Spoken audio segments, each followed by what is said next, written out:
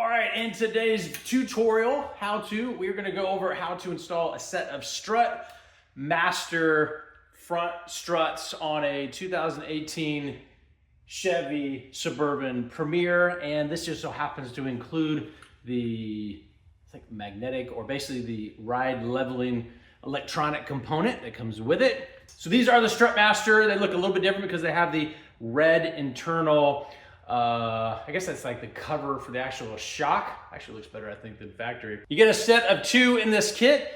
So what we're gonna do here is, first thing we've done is already gone inside and turned off the ride leveling anti-theft device. So that's been turned off inside.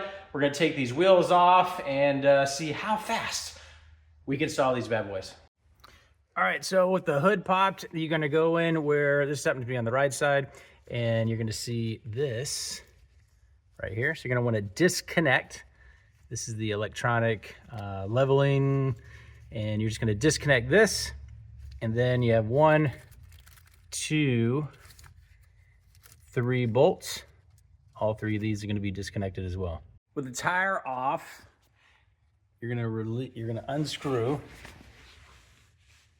2 bolts, 1, 2, on either side of the shock. So you can see there, 1, 2, look like this. They go from up underneath.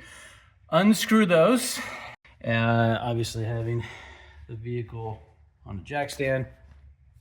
Then this comes loose. This is loose, and then those 3 bolts up there in the engine compartment, and then this whole thing will just come down and kind of slide out right there. All right, so now when you have all 3 bolts up top, 2 bolts down below, all completely taken off. Sort of best practice is, here I just used a bungee cord to kind of hold this in place, because depending on how you take it apart, this is gonna wanna drop down. So if you have something that kind of holds it in place, then you don't have to worry about it falling. And so all we're gonna do is, you wanna watch all your lines, don't put any pressure on your lines, and you're just going to loosen this, and it's gonna come right out.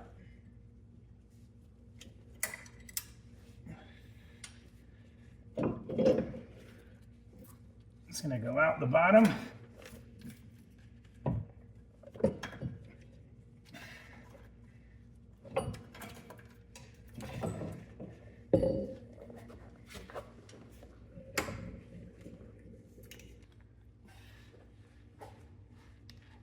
And there's your old one.